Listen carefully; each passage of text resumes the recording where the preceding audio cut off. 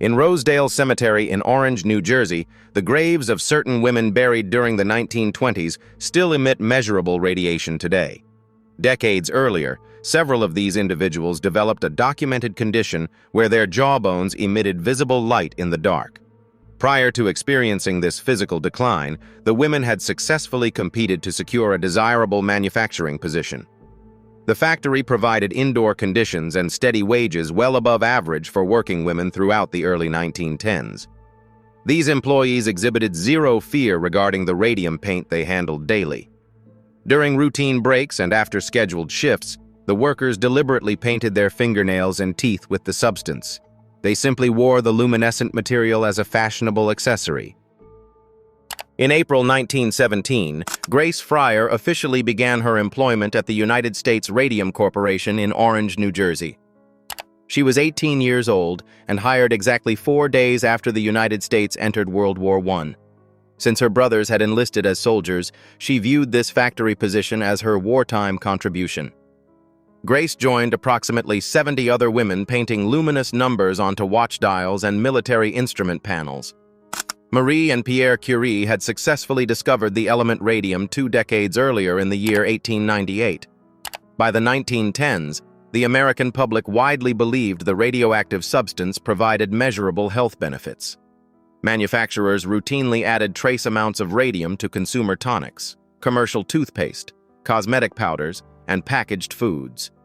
Inside the plant, factory supervisors trained the dial painters to execute a technique known as lip dip paint. The workers wet the brush tip between their lips, dipped the tool into the radium paint, and painted. Each young woman repeated this exact sequence hundreds of times during a daily work shift. Inside the same building, company chemists handled the raw radium using heavy lead screens for physical safety. These male scientists wore protective masks and manipulated the material strictly with long metal tongs. Conversely, corporate management provided the female painters with zero protective equipment during their factory shifts.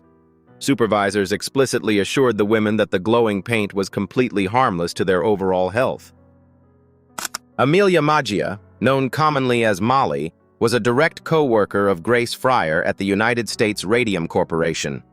Mollie was one of 7 sisters raised within an Italian immigrant family residing in New Jersey. Like Grace, she spent her scheduled shifts painting luminous numbers onto watch dials. In early 1922, Mollie visited a neighborhood clinic to report a persistent toothache. A dentist extracted the affected tooth to relieve the localized pain. Shortly afterward, the same practitioner removed a second tooth from her mouth. The resulting wounds in her gums completely refused to close. These extraction sites simply did not heal. During a follow-up examination in May 1922, the dentist applied light pressure to her lower jawbone. The bone fractured immediately beneath the weight of his finger. This structural failure did not result from any surgical instrument. The necrotic infection eventually migrated from her jawbone directly into her throat tissue. On September 12, 1922, a major blood vessel ruptured without warning. Mollie Maggia rapidly bled to death at 24 years of age. The attending physician issued an official death certificate listing the disease syphilis as the primary cause. This medical conclusion was entirely incorrect. The false diagnosis followed her name throughout municipal public records for several years. Mollie Maggia was not an isolated casualty at the manufacturing facility.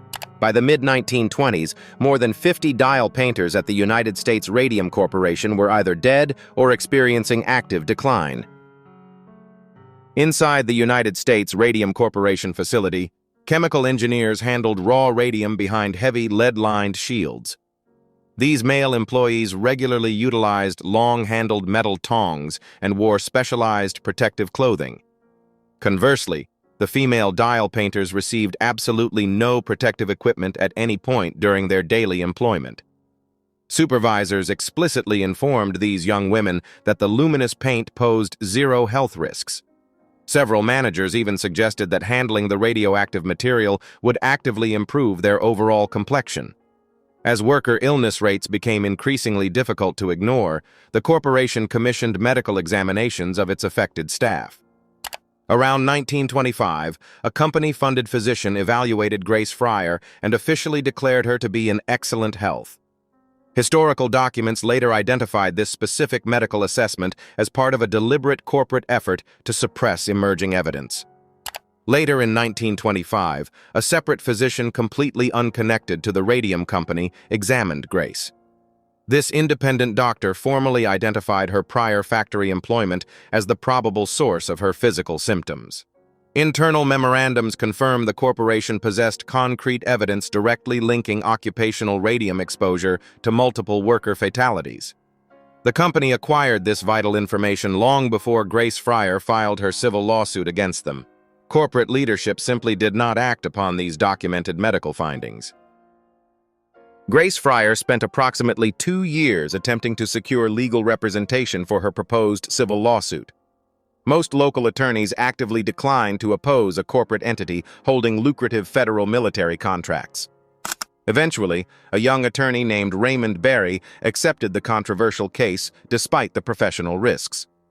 In May 1927, Grace formally filed a civil lawsuit against the United States Radium Corporation in New Jersey. 4 former factory co-workers immediately joined her legal action as official co-plaintiffs.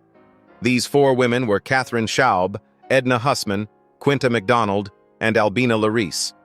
Quinta and Albina were the biological sisters of the deceased dial painter Mollie Maggia. Observing the physical deterioration of the plaintiffs, the national press quickly labeled the group as the 5 women doomed to die. During the initial court hearing in January 1928, none of the 5 women could physically raise their arms to take the sworn oath. Grace Fryer required a rigid steel brace simply to sit upright in the courtroom. The corporation's key expert witnesses were conveniently traveling abroad at the time. Consequently, the presiding judge postponed the critical hearings multiple times, effectively extending the litigation by several months. Facing rapid physical decline and mounting legal delays, the 5 women accepted a negotiated out-of-court settlement in late 1928. Each plaintiff received a direct lump sum of $10,000. The binding agreement also provided a $600 annual stipend and comprehensive coverage of their future medical expenses. However, the United States Radium Corporation never officially admitted legal liability for the systemic poisoning of its workforce. The financial compensation arrived far too late to halt the irreversible physiological damage occurring within their bodies. On October 27, 1933, Grace Fryer died from a massive radium-induced sarcoma originating directly in her shoulder joint. She was exactly 34 years old. The concluded lawsuit established foundational legal precedents within American occupational disease law. The protracted proceedings permanently cemented the fundamental civil right of industrial workers to sue their employers for internal illnesses caused by unsafe workplace conditions. Furthermore, the detailed medical evidence gathered during the extensive litigation directly informed federal safety standards regarding baseline radiation exposure. These precise biological thresholds were subsequently adopted by government scientists during the Military Manhattan Project throughout the 1940s. Today, those exact legal precedents provide the regulatory foundation allowing modern workers to legally seek financial compensation for hazardous industrial exposure.